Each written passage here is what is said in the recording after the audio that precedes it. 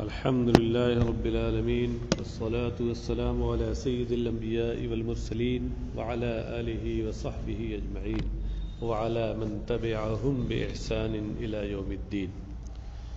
أما بعد، فأعوذ بالله من الشيطان الرجيم. بسم الله الرحمن الرحيم. سنن ابن ماجہ کا درس چل رہا ہے. باب الایمان کی احادیث پر گفتگو ہو رہی ہے. اس سے پہلے آپ باب الایمان کی 3-4 حدیثیں پڑھ چکے ہیں. بقیہ احادیث پر گفتگو آج. حدثنا علی بن محمد قال حدثنا وکیع قال حدثنا حماد بن نجیح وكان ثقة عن ابی عمران الجونی عن جندب بن عبد الله قال كنا مع النبي صلى الله عليه وسلم ونحن فتيان حزاورة فتعلمنا الإيمان قبل أن نتعلم القرآن ثم تعلمنا القرآن فازددنا به ایمانا. امام ابن ماجہ اپنی سند کے ساتھ حضرت جندب ابن عبداللہ صحابی رسول سے روایت کرتے ہیں. انہوں نے کہا کہ ہم لوگ نبی اکرم صلی اللہ علیہ وسلم کے ساتھ تھے جبکہ اس وقت ہم کڑیل جوان تھے. فتیان یہ فتح کی جمع ہے اور فتح کا معنی جوان ہوتا ہے، اور حزاورہ یہ حزور کی جمع ہے اور حزور کا معنی ہوتا ہے طاقتور، مضبوط. وہی جس کا ترجمہ میں نے کڑیل جوان کیا ہے، جوان رانا، کڑیل جوان. فتعلمنا الایمان قبل ان نتعلم القرآن، تو ہم لوگوں نے حضور سے قرآن سیکھنے سے پہلے ایمان سیکھا، ایمان کا علم حاصل کیا. ایمان کیا ہے، اس کے متعلقات کیا ہیں، یہ چیزیں نبی اکرم صلی اللہ علیہ وسلم نے ہمیں سکھائی. ثم تعلمنا القرآن، اور پھر ہم نے قرآن سیکھا، قرآن کا علم حاصل کیا. فازددنا به ایمانا، تو اس کے ذریعے ہمارے ایمان میں اور اضافہ ہو گیا، ایمان میں ہمارے اور اضافہ ہو گیا. یہاں امام ابن ماجہ کے اس حدیث کو لانے کا مقصد یہ ہے کہ دیکھیے فازددنا به ایمانا کا لفظ یہاں آیا ہے، تو اس سے یہ ثابت ہوتا ہے کہ ایمان میں زیادتی اور نقص ہوتا ہے، یعنی کمی اور بیشی ہوتی ہے. اس پر گفتگو میں پہلے کر چکا ہوں کہ اصل ایمان جو تصدیق قلبی کا نام ہے، وہ ہم حنفیہ اور محققین علماء کے نزدیک اس میں کمی بیشی نہیں ہوتی. وہ عربی کے اعتبار سے زیادت اور نقص کو قبول نہیں کرتا. ہاں، کمال ایمان اس میں ضرور کمی بیشی ہوتی ہے. تو جہاں اس طرح کی چیزیں آئی ہیں، ہم لوگ وہاں یہی محققین اور علماء حنفیہ وہاں یہی تعویل کرتے ہیں کہ ایمان سے مراد وہاں کمال ایمان ہے. اچھا، فازددنا به ایمانا کا مطلب ہوا کہ اس ایمان میں کمال پیدا ہو گیا ہو. اچھا، اور اس حدیث سے ایک چیز یہ بھی ثابت ہوئی کہ اس سے سمجھ میں آیا کہ اعمال سے پہلے عقائد کو سیکھنا چاہیے اور عقائد پر توجہ دینی چاہیے. حدثنا علی بن محمد حدثنا علی بن محمد قال حدثنا محمد بن فضيل قال حدثنا علي بن نزار عن أبيه عن إكرمة عن ابن عباس قال قال رسول الله صلى الله عليه وسلم صنفان من هذه الأمة ليس لهما في الإسلام نصيب المرجئة والقدرية. امام ابن ماجہ اپنی سند کے ساتھ سید المفسرین حضرت عبداللہ ابن عباس رضی اللہ عنہما سے روایت کرتے ہیں. انہوں نے کہا کہ رسول اللہ صلی اللہ علیہ وسلم نے ارشاد فرمایا، اس امت میں کہ 2 گروہ، صنفانی ای طائفتانی، قسمانی طائفتانی، اس امت کے 2 گروہ ایسے ہیں کہ جنہیں اسلام میں کچھ بھی حصہ نہیں، یعنی انہیں کمال اسلام میں سے اور کمال ایمان کا حصہ نہیں ملا، وہ کامل مسلمان نہیں.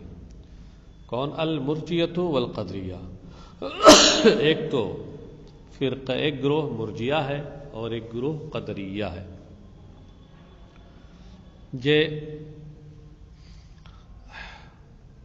المرجیہ والقدریہ یہ دراصل خبر ہے مبتدا محذوف ہما کی، یعنی ہم المرجیۃ والقدریہ، یا یہ کہا جائے کہ احدہما المرجیہ وثانیہما القدریہ. بہر صورت یہ دونوں مبتدا محذوف کی خبر ہے.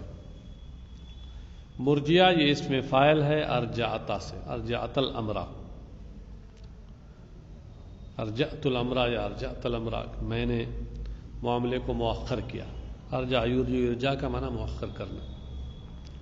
تو مرجیہ یہ ایک ایسا فرقہ ہے جس کا عقیدہ یہ ہے کہ اسلام اور ایمان کے ساتھ کوئی گناہ مضر نہیں ہوتا. اسلام، اگر کوئی شخص مسلمان ہو گیا ایمان لے آیا تو اب چاہے جتنے گناہ کرے اس سے کوئی فرق نہیں پڑتا. جس طریقے سے کفر کے ساتھ کوئی طاعت اور کوئی نیکی نفع بخش نہیں ہوتی. وہ کہتے ہیں جیسے کفر آدمی کر لے تو اب اس کے ساتھ چاہے جتنی نیکی کرے کوئی نیکی فائدہ نہیں پہنچاتی. ایسے ہی ایمان کے ساتھ کوئی معصیت نقصان نہیں کرتی. اچھا، اور انہیں مرجیہ اس لیے کہا جاتا ہے کیونکہ ان کا ایک عقیدہ یہ بھی ہے کہ اللہ تبارک و تعالیٰ نے گناہوں کی بنیاد پر انہیں جو عذاب دینا ہے اس کو مؤخر کر دیا، یہ گویا وہ نہیں دے گا عذاب انہیں. ان کا یہ عقیدہ ہے. اور قدریہ یہ دال کے کسرے اور دال کے سکون اور دال کے فتح دونوں طرح سے دو لغت ہیں، قدریہ اور قدریہ. قدریہ اس فرقے کو کہتے ہیں جو اس بات کے قائل ہیں کہ بندہ خود اپنے افعال کا خالق ہے اور ایسا نہیں ہے کہ جو تقدیر میں لکھا ہے وہی ہوگا. تو بہرحال ان دو گروہوں کے بارے میں سرکار نے فرمایا کہ انہیں اسلام کا کوئی حصہ نہیں. مرجیہ اور قدریہ کے بارے میں بعض لوگ تو ان کے کافر ہونے کے قائل ہیں، لیکن محققین یہ کہتے ہیں کہ یہ گمراہ ہیں، ضال و مضل ہیں، کافر نہیں ہیں. تو اس طریقے سے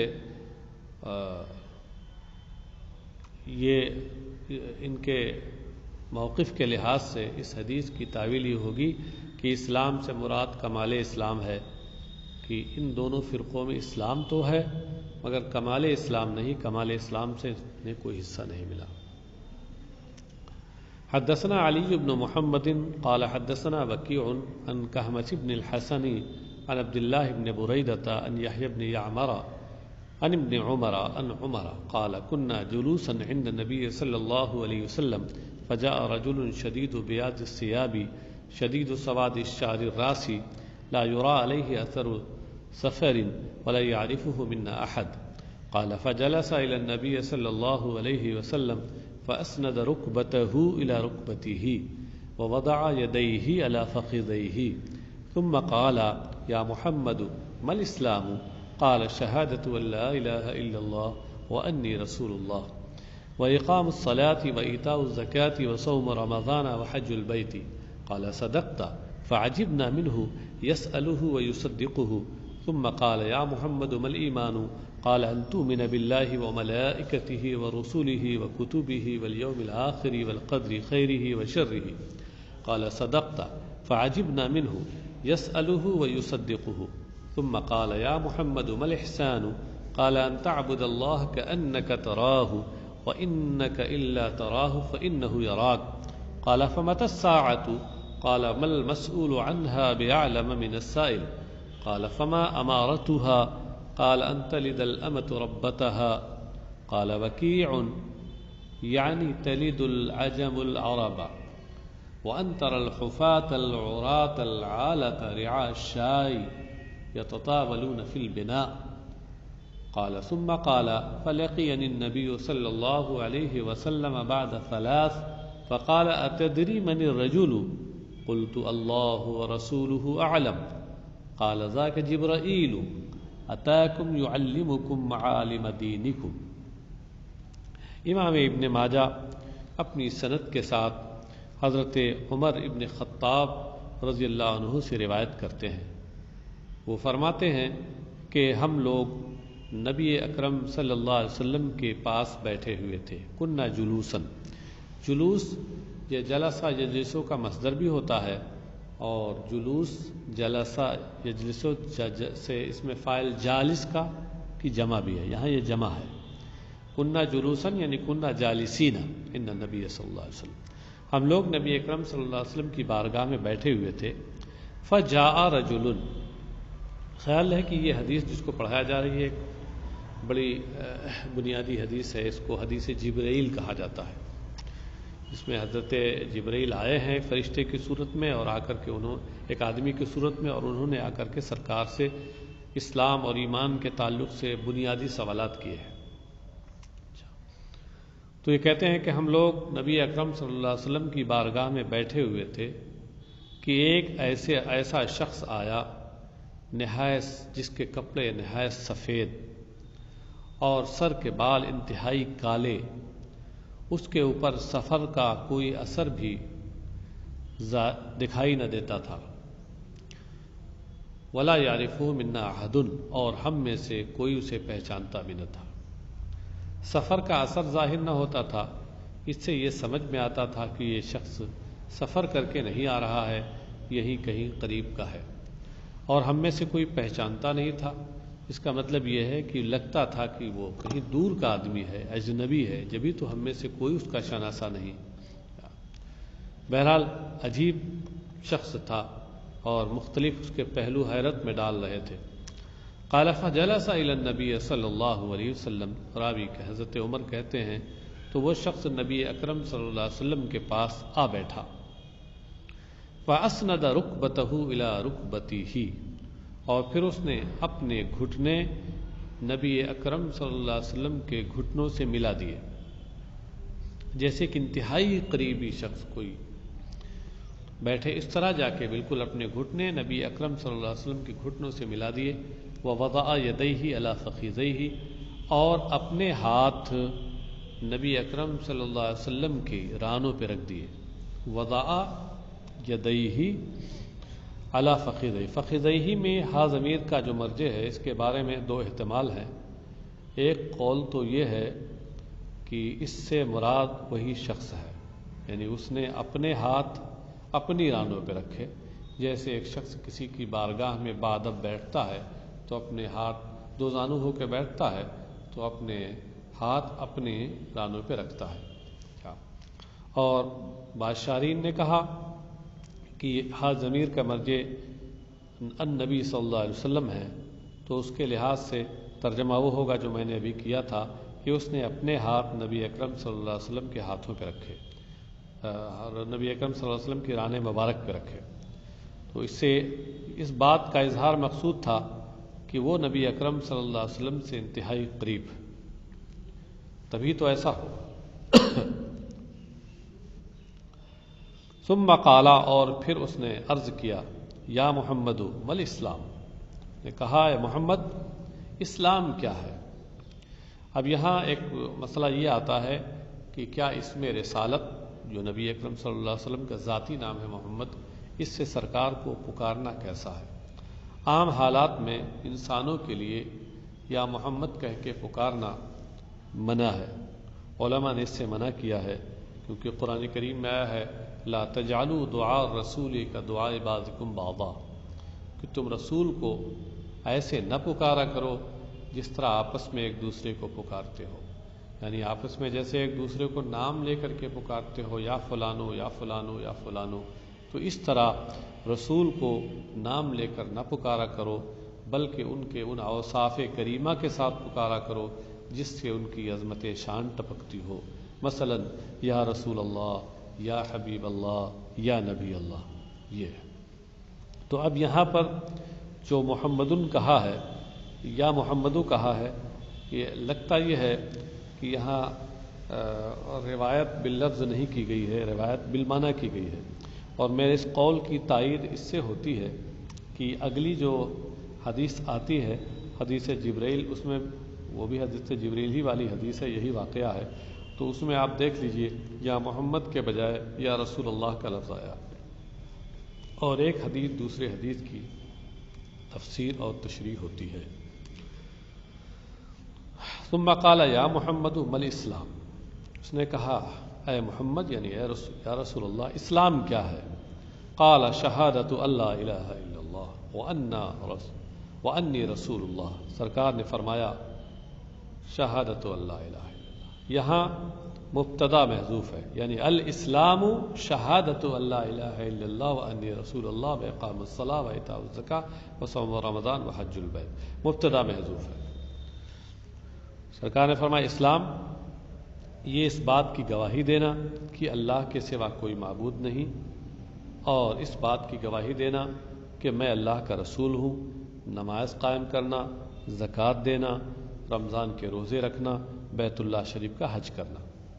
یہاں البیت میں الف لام عہد خارجی کا ہے، بیت سے مراد خاص بیت ہے، یعنی بیت اللہ کعبہ مکرمہ، یا الف لام مضاف الیہ کے عوض میں ہے، اصل میں یہ حج و بیت اللہ تھا، تو اس کا مضاف الیہ جو اس میں جلالت تھا اسے حذف کر دیا گیا اور اس کے عوض میں مضاف پہ الف لام لے آیا گیا، اس طرح حج البیت ہو گیا۔ قال صدقت، سرکار نے جب یہ جواب دیا تو اس نے کہا صدقت، آپ نے سچ کہا۔ تو راوی حضرت عمر کہتے ہیں کہ فعجبنا منہ یسألہ ویصدقہ، کہا کہ ہم لوگوں کو اس سے تعجب ہوا کہ یہ پوچھ بھی رہا ہے اور تصدیق بھی کر رہا ہے، پوچھ رہا ہے تو اس کا مطلب یہ جانتا نہیں، اور تصدیق کر رہا ہے اس کا مطلب یہ جانتا ہے، تو اس لیے اس پر حیرت ہوئی، کیونکہ حیرت کسی ایسی چیز ہی پہ ہوتی ہے کہ کسی ایسی عجیب و غریب چیز پہ ہوتی ہے کہ جس کا سبب معلوم نہ ہو۔ تعجب اور حیرت کی تعریف یہی کی گئی ہے، التعجب ادراک امر غریب خفی سببہ، تعجب کسی ایسے عجیب و غریب ایسی نادر چیز کے ادراک اور علم کا نام ہے کہ جس کا سبب معلوم نہ ہو۔ اسی وجہ سے علماء فرماتے ہیں کہ اگر اس عجیب و غریب چیز کا سبب معلوم ہو جائے اور ظاہر ہو جائے تو تعجب جاتا رہتا ہے۔ بہرحال ہم لوگوں کو اس پر تعجب ہوا کہ یہ پوچھ بھی رہا ہے اور تصدیق بھی کر رہا ہے۔ ثم قال، پھر اس شخص نے کہا یا محمد ما الاحسان، شخص نے کہا ہے محمد احسان کیا چیز ہے؟ نہیں، ثم قال یا محمد ما الایمان، اس نے کہا کہ اے محمد ایمان کیا چیز ہے؟ قال ان تؤمن باللہ وملائکتہ ورسلہ وکتبہ والیوم الآخر والقدر خیرہ وشرہ۔ تو سرکار نے ارشاد فرمایا جواب میں ان تؤمن باللہ، یہاں بھی مبتدا محذوف ہے، یعنی الایمان ان تؤمن باللہ، ایمان یہ ہے کہ تم اللہ پر، اس کے فرشتوں، رسولوں، کتابوں، آخری دن اور اچھی بری تقدیر پر یقین رکھو۔ تؤمن ایمان کا لغوی معنی ہے یقین رکھنا۔ قال صدقت، تو سرکار نے فرمایا کہ تم نے سچ کہا۔ قال صدقت، تو اس شخص نے کہا کہ آپ نے سچ کہا۔ فعجبنا منہ یسألہ ویصدقہ، تو ہم لوگوں کو اس پر بھی حیرت ہوئی کہ وہ پوچھ بھی رہا ہے اور تصدیق بھی کر رہا ہے۔ ثم قال یا محمد ما الاحسان، پھر اس نے کہا اے محمد احسان کیا چیز ہے؟ قال ان تعبد اللہ کأنک تراہ فإنک الا تراہ فإنہ یراک، احسان کیا چیز ہے؟ تو سرکار نے ارشاد فرمایا کہ احسان یہ ہے کہ تم اللہ کی اس طرح عبادت کرو گویا تم اسے دیکھ رہے ہو۔ جب اس طرح کی عبادت کرو گے تو ظاہر ہے کہ حضور قلبی کی انتہائی کامل صورت سامنے آئے گی، خشوع و خضوع اپنے اعلیٰ درجے نقطۂ عروج پہ ہوگا۔ تو احسان یہ ہے کہ تم اللہ کی عبادت کرو گویا تم اسے دیکھ رہو، اس طرح حضور قلبی اور خشوع و خضوع ہو تمہارے اندر۔ فَإِنَّكَ إِلَّا تَرَاهُ فَإِنَّهُ يَرَاكَ، تو اگر یقیناً تم اسے دیکھ نہیں رہے ہو تو وہ تو بلا شبہ تمہیں دیکھ رہا ہے۔ یعنی اگر یہ کیفیت نہیں ہے تو کم سے کم یہ کیفیت ہونی چاہیے، وہ تم اسے نہیں دیکھ پا رہے ہو تو وہ تو تمہیں ضرور دیکھ رہا ہے۔ تو بہرحال تمہارے اندر خشوع و خضوع کی کیفیت اعلیٰ درجے کی ہونی چاہیے۔ قال فمتی الساعۃ، اس نے پوچھا قیامت کب آئے گی؟ قال ما المسؤول عنها بعلم من السائل، تو سرکار علیہ الصلوۃ والسلام نے ارشاد فرمایا کہ قیامت کے بارے میں جس سے پوچھا جا رہا ہے وہ پوچھنے والے سے زیادہ اس کا علم نہیں رکھتا۔ ما المسؤول عنها بعلم من السائل، المسؤول عنها، جس عنہا میں ہا ضمیر کا مرجع ہے ساعہ، قیامت، یعنی قیامت کے بارے میں جس سے پوچھا جا رہا ہے وہ سائل اور پوچھنے والے سے زیادہ جانکار نہیں۔ ما المسؤول عنها منافیہ ہے اور المسؤول عنها اس کا اسم ہے۔ بے علامہ میں با زائدہ ہے، نفی کی خبر پر با زائدہ عام طور سے عربی زبان میں آتی ہے، اور یہ علامہ من السائل ما مشابہ بلیسا کی خبر ہے۔ تو مسئول عنہا تو یہ نبی اکرم صلی اللہ علیہ وسلم ہے، اور سائل وہ شخص ہے۔ سرکار نے فرمایا کہ میں اس کا تم سے زیادہ علم نہیں رکھتا۔ کیا مطلب؟ مطلب یہ ہے، یا تو اس کا یہ مطلب ہے کہ جس طریقے جتنا علم تمہیں ہے اتنا علم مجھے ہے، یا یہ مطلب ہے کہ جس طریقے سے اس کا علم تمہیں ذاتی طور پہ نہیں ہے ہمیں بھی ذاتی طور پہ نہیں ہے۔ یعنی علم سے مراد یہاں علم ذاتی ہے۔ اور ظاہر سی بات ہے کہ نبی اکرم صلی اللہ علیہ وسلم کو یا کو جو بھی علم ہے، جن چیزوں کا بھی علم ہے، وہ اللہ کے بتائے سے عطائی ہے، ذاتی نہیں۔ لہذا اس سے جن لوگوں نے یہ استدلال کیا ہے کہ اس سے ثابت ہوا کہ نبی اکرم صلی اللہ علیہ وسلم کو علم غیب نہیں تھا، تو یہ ان کے عقیدے کے لحاظ سے تو ضرور اس سے ثابت ہوتا ہے، لیکن ہم لوگوں کے عقیدے کے لحاظ سے اس سے ہرگز یہ ثابت نہیں ہوتا۔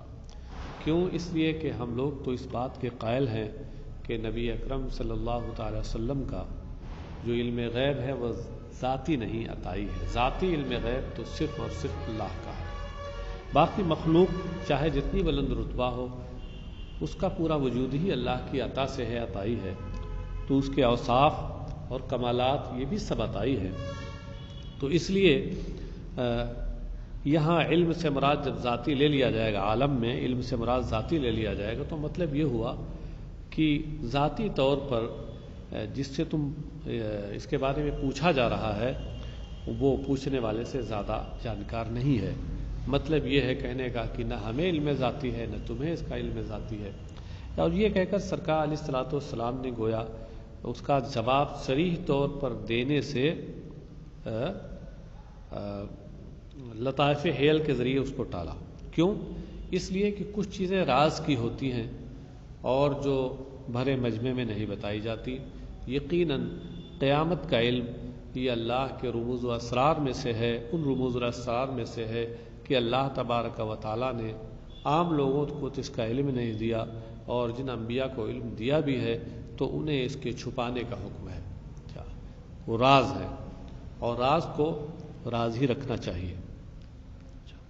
قال فما امارتها، تو انہوں نے کہا کہ پھر اچھا ٹھیک ہے، قیامت کا علم خاص صراحت کے ساتھ آپ نہ بتائیے، تو کم سے کم یہ بتا دیجئے کہ اس کی نشانیاں کیا ہیں۔ امارہ مانے نشانی۔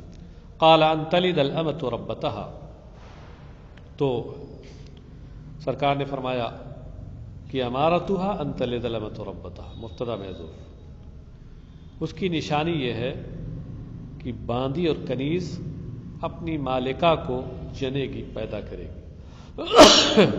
کیا مطلب ہے؟ اس جملے کے بہت سے مطالب بتائے گئے ہیں، لوگوں نے اپنے اپنے ذوق کے مطابق بہت سے مطلب اس کے بتائے ہیں۔ ایک مطلب یہ بتایا گیا ہے کہ کنیزوں کی بیع و شراء اور باندیوں کی بیع و شراء بہت عام ہو جائے گی، اتنی عام ہو جائے گی، اتنی عام ہو جائے گی، اور لوگوں کو اس میں اتنی دلچسپی ہوگی کہ وہ بازار میں کسی کو بھی خرید لیں گے اور بیچ دیں گے، یہاں تک کہ اگر ان کی ماں بھی کنیز کی حیثیت سے آ جائے گی تو اس کو بھی خریداری اور خرید و فروخت وہ کر لیں گے۔ یہ قیامت کی نشانیوں میں سے ہوگی۔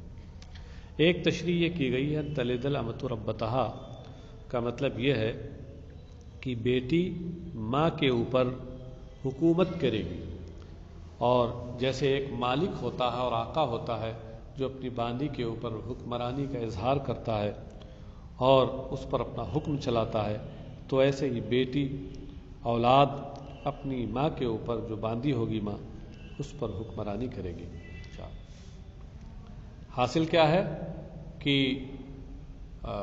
والدین کی نافرمانی بہت بڑھ جائے گی، یہاں تک کہ بیٹی اور اولاد اپنی ماں کے ساتھ باندیوں جیسا سلوک کرے گی۔ یہاں اس میں اما کا معنی تو باندی ہے ہی ہے، اور ربا ربتن یہ مؤنث ہے ربن کی، رب الشے مالکہ کسی شے کا مالک، اور ربتن اس کی مؤنث یعنی اس شے کی مالکہ۔ تو یہاں مؤنث کیوں استعمال کیا ہے، اس کے بارے میں شارحین نے لکھا ہے کہ مؤنث کا صیغہ اس لیے استعمال کیا گیا کہ چونکہ یہ نافرمانی لڑکوں کے بجائے لڑکیوں میں کثرت کے ساتھ پائی جاتی ہے۔ لیکن اسی حدیث کے ایک راوی ہیں حضرت وکیع بن جراح، انہوں نے ان تلد الامۃ ربتہا کی ایک الگ تشریح کی۔ انہوں نے کہا قال وکیع یعنی تلد العجم العربا۔ امام وکیع بن جراح نے کہا کہ اس مراد یہ ہے کہ عجم عربوں کو پیدا کریں گے، عجم عربوں کو پیدا کریں گے، یعنی باندیاں جو عام طور سے عجمی ہوں گی اور ان کے بطن سے عربوں کے بیٹے پیدا ہوں گے، بچے پیدا ہوں گے، وہ عرب ہوں گے، تو اس طریقے سے عجم عربوں کو پیدا کریں گے۔ مطلب یہ ہوا کہ عربوں کے یہاں عام طور سے عجمی خواتین ان کا فراش بنیں گی اور ان کی زوجیت میں آئیں گی، اور یا ان کی باندی بنیں گی، اور اس طرح سے ان کی اولادیں جو عربی اولادیں ہوں گی وہ عجمیوں کے شکم سے پیدا ہوں گی۔ وَأَن تَرَى الْحُفَاةَ الْعُرَاةَ الْعَالَةَ رِعَاءَ الشَّاةِ يَتَطَاوَلُونَ فِي الْبِنَاءِ، اور تم بے لباس، ننگے بدن اور ننگے پیر، ننگے بدن اور مفلسوں کو، مفلس بکری کے چرواہوں کو دیکھو گے کہ وہ محلوں میں فخر کر رہے ہیں۔ حفات حافن کی جمع ہے، حافی کا مطلب ہوتا ہے ننگے پیر، اس کے پیر میں جوتے نہ ہوں، اور آپ یہ عارن کی جمع ہے، عاری کا مطلب ہے بے لباس، ننگا بدن، عالتن یہ عیلن کی جمع ہے، عیل کا معنی مفلس، فاقہ مست، رعا یہ راعن کی جمع ہے، اس کا معنی چرواہا، شاء یہ شاتن کی جمع ہے، بکری۔ تو ترجمہ کیا ہوا کہ اور یہ کہ تم ننگے پیر، ننگے بدن، مفلس بکری کے چرواہوں کو دیکھو گے کہ وہ محلوں میں فخر کر رہے ہیں۔ یتطاولون، تطاولا یتطاولو اس کا معنی ہوتا ہے تکبرا یتکبرو و تفاخرا یتفاخرو۔ البنا اس سے مراد القصر، القصر البناء العالی سے مراد ہے، محلوں میں وہ فخر کریں گے، یعنی وہ لوگ کہ جن کو پہننے کے لیے بدن پر لباس میسر نہیں ہے اور پیروں میں پہننے کے لیے جوتا میسر نہیں، کھانے کو غذا میسر نہیں، اور جو بکریوں کو چرا کر کے اپنی زندگی گزارتے ہیں، دیکھو گے کہ یہ حاکم بنیں گے اور امیر ہو جائیں گے اور بڑے بڑے محلوں میں رہ کر کے اور فخر و تکبر کریں گے۔ کچھ نشانیاں تو اس کی ظاہر ہو رہی ہیں۔ اب آپ دیکھ لیجئے کہ بہت سے ایسے لوگ جو پہلے جن کی کوئی حیثیت نہیں تھی، اب وہ بڑے بڑے محلوں میں فخر کر رہے ہیں۔ آپ نے ہندوستانی میں دیکھ لیجیے. قال ثم قال، راوی کہتے ہیں ثم قال، پھر حضرت عمر نے کہا کہ فلقینی النبی صلی اللہ علیہ وسلم بعد ثلاث، پھر نبی اکرم صلی اللہ علیہ وسلم کی مجھ سے 3 دن کے بعد ملاقات ہوئی. فقال اتدری من الرجل، تو سرکار نے فرمایا کہ جانتے ہو عمر، جانتے ہو یہ آدمی کون تھا؟ قلت اللہ ورسولہ عالم، تو میں نے عرض کیا اللہ اور اس کا رسول خوب جانتا ہے، یعنی میں نہیں جانتا. صحابہ کا یہ طریقہ تھا کہ جب کوئی چیز معلوم نہ ہوتی اور سرکار علیہ الصلوۃ والسلام ان سے پوچھتے تو وہ ادب و تہذیب کے دائرے میں رہتے ہوئے کہتے اللہ و رسولہ عالم، اللہ اور اس کا رسول خوب جانتا ہے، یعنی میں نہیں جانتا. تو اس سے یہ سمجھ میں آیا کہ بارگاہ رسالت میں اور بڑوں کی بارگاہ میں ادب و تہذیب کے دائرے میں جواب دینا چاہیے. ایک چیز تو یہ ثابت ہوئی. دوسری چیز یہ ثابت ہوئی کہ اللہ کا کو تو علم ہے ہی ہر چیز کا، اور اس کے بتائے سے اس کے رسول کو بھی علم ہے. اللہ کو تو ذاتی طور پر اور رسول کو عطائی طور پر اس کا علم ہے. اور اس سے یہ بھی سمجھ میں آیا کہ لفظ علم جہاں یہ ذاتی جانکاری پر بولا جاتا ہے، ویسے ہی یہ عطائی جانکاری کے لیے بھی اس کا استعمال ہے. اس لیے علم غیب اگرچہ سرکار کو اس کی جانکاری اللہ کے دینے اور عطا کرنے سے ہے، پھر بھی اس پر عربی زبان کے اعتبار سے لفظ علم کا اطلاق صحیح ہے، کیونکہ اللہ و رسول عالم کہا جا رہا ہے. تو اس میں ظاہر سی بات ہے عالم علم سے بنا ہے، اور یہ علم اللہ کا اس میں ذاتی ہے اور رسول کا عطائی ہے، اللہ کے دینے سے ہے.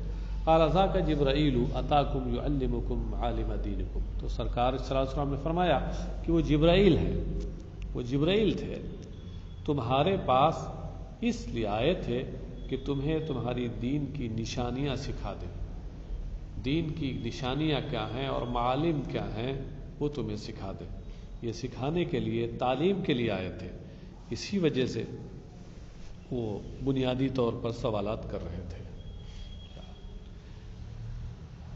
آگے جو حدیث آ رہی ہے یہ بھی حدیث جبرائیل ہے، اور اس میں بھی مضمون تقریباً وہی ہے. اس لیے میں صرف ترجمہ کرتا چلا جا رہا ہوں جلدی جلدی، کیونکہ بعض الفاظ کا فرق ہے، باقی مضمون وہی ہے، تو اب تعویلوں کی وہاں کوئی حاجت نہیں. حدثنا ابو بکر بن ابی شیبہ قال حدثنا اسماعیل بن علیۃ عن ابی حیان عن ابی زرعۃ عن ابی ہریرہ قال كان رسول اللہ صلی اللہ علیہ وسلم یوما بارزا للناس فأتاه رجل فقال يا رسول الله ما الإيمان؟ قال أن تؤمن بالله وملائكته وكتبه ورسله ولقائه وتؤمن بالبعث الآخر. قال يا رسول الله ما الإسلام؟ قال أن تعبد الله ولا تشرك به شيئا وتقيم الصلاة المكتوبة وتؤدي الزكاة المفروضة وتصوم رمضان. قال يا رسول الله ما الإحسان؟ قال أن تعبد الله كأنك تراه فإنك إلا تراه فإنه يراك. قال يا رسول الله متى الساعة؟ قال ما المسؤول عنها بعلم من السائل ولكن سأحدثك عن أشراطها. إذا ولدت الأمة ربتها فذلك من أشراطها، وإذا تطاول رعاء الغنم في البنيان فذلك من أشراطها، في 5 لا يعلمهن إلا الله. فتلا رسول الله صلى الله عليه وسلم إن الله عنده علم الساعة وينزل الغيث ويعلم ما في الأرحام وما تدري نفس ماذا تكسب غدا وما تدري نفس بأي أرض تموت إن الله عليم خبير. امام ابن ماجہ اپنی سند کے ساتھ حضرت ابو ہریرہ سے راوی ہے. پہلی والی حدیث حضرت عمر سے روایت ہے، اور یہ حدیث حضرت ابو ہریرہ سے مروی ہے. حضرت ابو ہریرہ نے کہا کہ رسول اللہ صلی اللہ علیہ وسلم ایک دن لوگوں کے پاس کھلے میں بیٹھے ہوئے تھے. بارزن اے ظاہر، اس فاعل ہے بارزہ بمعنی ظاہرہ سے. فأتاه رجل، تو ایک شخص آپ کے پاس آیا. فقالا، اس نے کہا یا رسول اللہ مل ایمان، ایمان کیا ہے؟ اس سے پہلے جو حدیث حضرت عمر کے حوالے سے گزری ہے اس میں جو پہلا سوال بتایا گیا ہے، ایک تو اس میں تفصیلات ہیں کہ وہ شخص آیا تو اس نے کیسے کیسے کیا کیا، سرکار کی بارگاہ میں ایک دم قریب ہو کے بیٹھ گئے، اپنے گھٹنے سرکار کے گھٹنوں سے ملا دیے، پھر اپنے ہاتھ سرکار کی رانوں پہ رکھ دیے یا اپنے رانوں پہ رکھے. اس میں یہ سب تفصیل نہیں ہے. پھر اس نے جو سوال پہلا کیا تھا تو اس حضرت عمر والی حدیث میں ہے کہ مل اسلام، اسلام کے بارے میں پوچھا، پھر ایمان کے بارے میں پوچھا.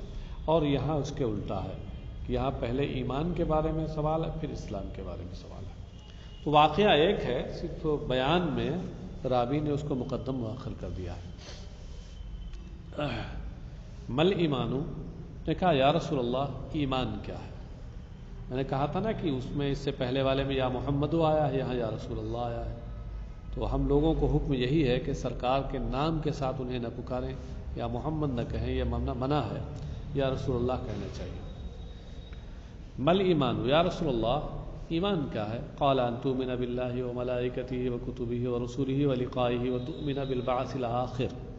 تو سرکار نے فرمایا ایمان یہ ہے کہ تم اللہ پر، اس کے فرشتوں پر، اس کی کتابوں، اس کے رسولوں اور قیامت کے دن اس سے ملنے پر یقین رکھو، اور آخر میں مرنے کے بعد اٹھائے جانے پر یقین رکھو.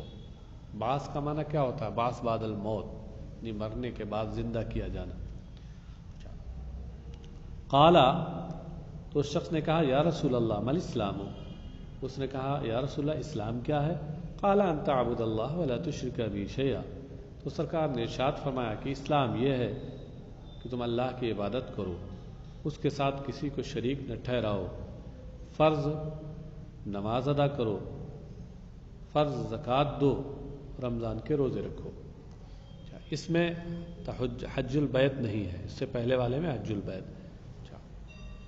قال یا رسول اللہ مل احسان. شخص نے عرض کیا یا رسول اللہ احسان کیا ہے؟ احسان کا مطلب ہوتا ہے لغوی اعتبار سے کسی چیز کو خوب اچھے طریقے سے کرنا، بھلائی اور اچھائی کے ساتھ کرنا. مراد اس کی سے یہ ہے کہ عبادت میں خوبی کیسے پیدا ہوگی اور کمال کیسے پیدا ہوگا. قال ان تعبد اللہ کأنک تراہ. سرکار نے فرمایا احسان یہ ہے کہ تم اللہ کی اس طرح عبادت کرو گویا تم اسے دیکھ رہے ہو. ظاہر ہے جب یہ کیفیت ہوگی انسان کی تو اس کا خشوع، اس کی عبادت انتہائی خشوع و خضوع کے ساتھ ہوگی. اور جو عبادت کمال خشوع و خضوع کے ساتھ ہو، ظاہر سی بات ہے کہ وہ عبادت حسن ہوگی اور اس پر احسان کی کیفیت طاری ہوگی. تم اللہ کی اس طرح عبادت کرو گویا کہ تم اسے دیکھ رہے ہو. فإنک ان لا تراہ فإنہ یراک. کیونکہ اگر تم اسے نہیں دیکھ رہے ہو تو یقیناً وہ تمہیں دیکھ رہا. قال یا رسول اللہ متی الساعۃ. اس نے عرض کیا یا رسول اللہ قیامت کب آئے گی؟ قال ما المسؤول عنہا بعلم من السائل. تو سرکار نے ارشاد فرمایا کہ قیامت کے بارے میں جس سے پوچھا جا رہا ہے وہ پوچھنے والے سے زیادہ ذاتی طور پر اس کا علم نہیں رکھتا. ولکن سأحدث عن اشراطها. لیکن اس کی نشانیوں کے بارے میں تم سے میں تم سے کچھ بیان کرتا ہوں. اشراط یہ شرطن کی جمع ہے جس کا معنی نشانی. اذا ولدت الامۃ ربتها. جب باندی اپنی مالکہ کو جنے. فذلک من اشراطها. تو یہ قیامت کی نشانیوں میں سے ہے. اذا تطاول رعاء الغنم فی البنیان فذلک من اشراطها. اور جب بکری کے چرواہے محل میں فخر کریں تو یہ قیامت کی نشانیوں میں سے ہے. فی خمسن. یہ قیامت کی نشانی، یہ ان 5 قیامت کا وقت یہ ان 5 چیزوں میں سے ہے. فی خمسن کا مطلب ہے کہ وقت الساعۃ فی خمسن. قیامت کا کہ وقت کا علم ان 5 چیزوں میں سے ہے کہ لا یعلمها الا اللہ، جن کو ذاتی طور پر اللہ کے سوا کوئی نہیں جانتا. فطلع رسول اللہ صلی اللہ علیہ وسلم. پھر اللہ کے رسول صلی اللہ علیہ وسلم نے یہ آیت تلاوت فرمائی. ان اللہ، یہ سورہ لقمان کی آخری آیتیں ہیں. ان اللہ عنده علم الساعہ. یقیناً اللہ ہی کے پاس قیامت کا ذاتی علم ہے. وینزل الغیث. اور وہی بارش نازل فرماتا ہے. بارش وہی نازل فرماتا ہے. کب بارش ہوگی کب نہیں ہوگی اس کا بھی ذاتی طور پر علم اسے ہی ہے. وَيَعْلَمُ مَا فِي الْأَرْحَامِ، اور ماؤں کے شکم میں، رحم میں کیا ہے اس کو ذاتی طور پہ وہی جانتا ہے۔ وَمَا تَدْرِي نَفْسٌ مَاذَا تَكْسِبُ غَدًا، اور کوئی شخص اپنے اندازے سے نہیں، کوئی نفس اپنے اندازے سے نہیں جانتی کہ وہ کل کیا کمائے گی۔ ما تدری ما نافیہ ہے، اور تدری درایت سے بنا ہے، اور درایت کا مطلب ہوتا ہے اپنا عقل اور اندازہ، یعنی مطلب یہ ہوا کہ اپنے کسب، اپنے عقل اور اپنے اندازے سے کوئی شخص یہ نہیں جان سکتا کہ وہ کل کیا کرے گا۔ اس سے سمجھ میں آیا کہ اگر اللہ بتائے اسے تو اسے اس کا علم ہو سکتا ہے، جیسا کہ بہت سی چیزوں کے بارے میں خود کتابوں کے اندر آیا ہے کہ سرکار علیہ الصلوۃ والسلام نے بتا دیا۔ خود حضرت عیسیٰ کے معجزات میں سے تھا کہ وہ بتا دیا کرتے تھے۔ وما تدری نفس بأی ارض تموت، اور کوئی نفس اپنے کسب سے اور اپنے تخمینے سے یہ نہیں جانتی کہ کس سرزمین میں وہ مرے گی، موت آئے گی۔ ظاہر سی بات ہے کہ ذاتی طور پر اپنے تخمینے اور اندازے سے کوئی کسی کے موت کے بارے میں اور موت کی جگہ کے بارے میں نہیں بتا سکتا۔ ہاں اللہ کے بتائے سے وہ بتا سکتا ہے، جیسا کہ خود جنگ بدر کے موقع پر خود نبی اکرم صلی اللہ تعالی علیہ وسلم نے وہ چاہے بدر کے پاس، بدر جو کنواں تھا اس کے پاس سرکار نے جا کر نشان لگا کے بتا دیا تھا کہ ابو جہل یہاں مرے گا، عتبہ یہاں مرے گا، شیبہ یہاں مرے گا۔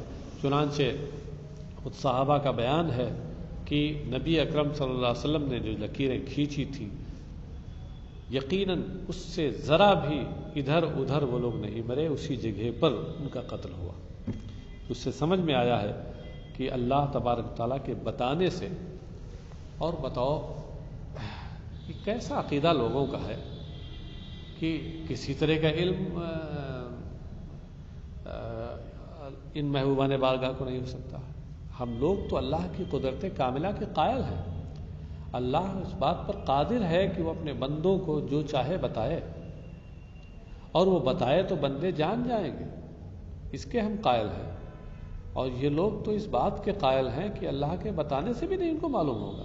عجیب و غریب عقیدہ ہے۔ اہل سنت کا عقیدہ بڑا صاف ستھرا اور بڑا پاکیزہ عقیدہ ہے۔ اللہ تبارک تعالی ہمیں اس پر قائم رکھے۔ ان اللہ علیم خبیر، یقیناً اللہ علم و خبر رکھنے والا ہے۔ بس آج یہیں تک، انشاءاللہ تعالی پھر آگے